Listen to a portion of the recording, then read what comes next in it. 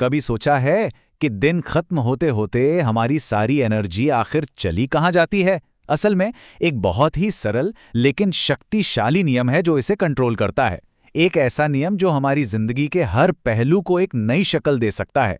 तो चलिए साथ मिलकर इस बुनियादी सिद्धांत को समझते हैं।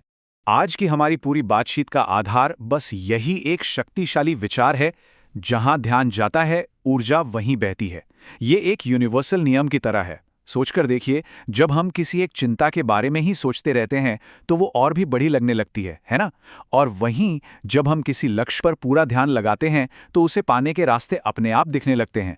मतलब हम जिस भी चीज पर फोकस करते हैं, चाहे वो अच्छी हो या बुरी, हम अनजाने में ही उसे अपनी एनर्जी से सींच रहे होते हैं। तो सवाल ये है कि ऊर्जा और ध्यान का ये जो कनेक्शन है ये असल में काम कैसे करता है। चलिए इस पहले सेक्शन में इस नियम की एकदम बेसिक बातों को थोड़ा और करीब से देखते हैं। इसे ऐसे समझिए जैसे किसी बीज को बढ़ने के लिए हवा, पानी और सही पोषण की जरूरत होती है। अगर उसे ये सब ना मिले तो वो मुरझा जाएगा। बिल्कुल इसी तरह हमारे लक्ष्य और हमारे इरादे भी एक बीज की तरह ही हैं। और हमारा ध्यान वो पोषण है जो उन्हें फलने फूलने के लिए जरूरी एनर्जी देता है। देखिए, ये सिद्धांत कोई बहुत मुश्किल चीज नहीं है। हम इसे अपनी रोजमर्रा की जिंदगी में हर समय काम करते हुए देखते हैं। जब कोई कोच कहता है फोन नीचे रखो, बाइसेप पर ध्यान दो, तो वो असल में यही कह रहा होता है कि अपनी सारी एनर्जी उस एक मसल पर लगाओ।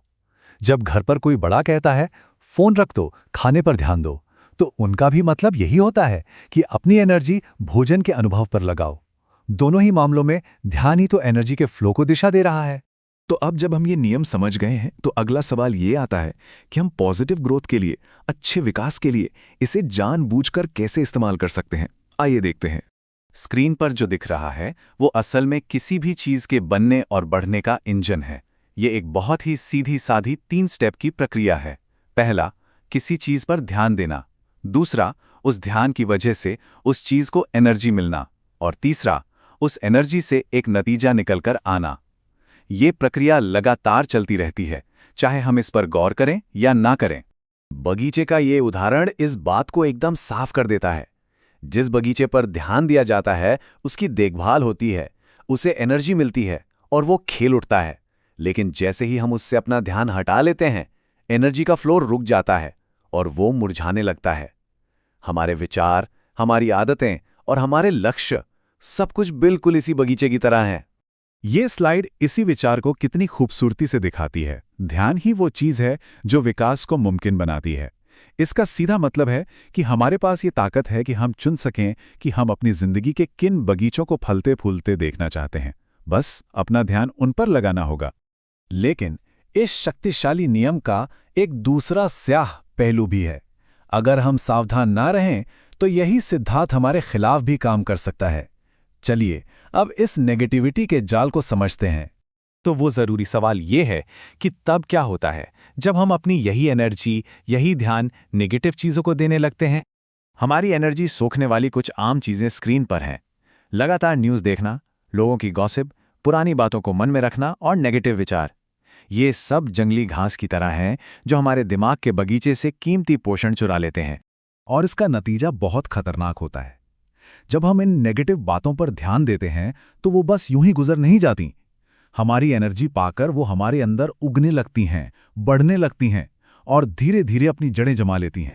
इस प्रक्रिया की गंभीरता को समझना बहुत जरूरी है।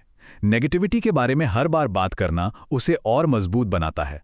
जो चीज़ एक छोटे से विचार की तरह शुरू होती है, वो देखते ही देखते एक गहरी आदत या यहाँ तक कि एक लत बन सकती है, जिससे पीछा छुड़ाना बहुत मुश्किल हो जाता है।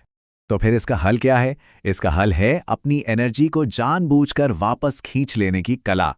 आइए समझते हैं कि ये कैसे किया जाता है। इस प्रैक्टिस को अटेंशन विड्रॉ कहते हैं। मतलब बहुत सीधा है।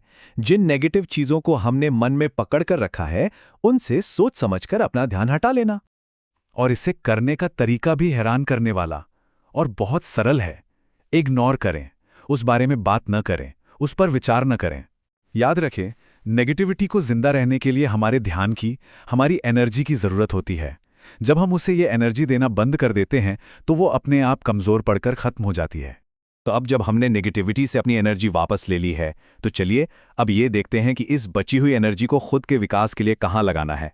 तो सबसे बड़ा सवाल यही है कि ध्यान को असल में कहाँ लगाना चाहिए। नेगेटिविटी से ध्यान हटाने के बाद जो खाली जगह बनी है उसे किस चीज से भरना है। यहाँ कुछ ऐसे लक्ष्य हैं जहाँ हमारी एनर्जी और ध्यान का सही निवेश हो सकता है, जैसे नई अच्छी आदतें बनाना जो हमारी जिंदगी को बेहतर करें, आलस पर काबू पाना जो हमें पीछे खींचता है, खुशी के लिए बाहरी चीजों पर निर्भर रहने के बजाय अपने अंदर की खुशी को महसूस करना, और सबसे जरूरी अपने असली स्वरूप को, अपने सेल्फ को जानने पर ध्यान लगाना। और आखिर में यही इस पूरी प्रैक्टिस का सबसे बड़ा लक्ष्य है।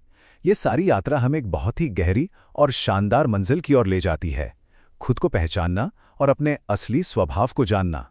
तो इस चर्चा को हम एक आखिरी सवाल के साथ खत्म करते हैं, जो खुद से पूछना बहुत जरूरी है। हमारी ऊर्जा बह कहाँ रही है? क्या ये उन बगीचों को सींच रही है जिन्हें हम सच में बढ़ाना चाहते हैं, या फिर उन जंगली घासों को जिन्हें हम खत्म करना चाहते हैं? चुनाव हमेशा हमारा ही होता है।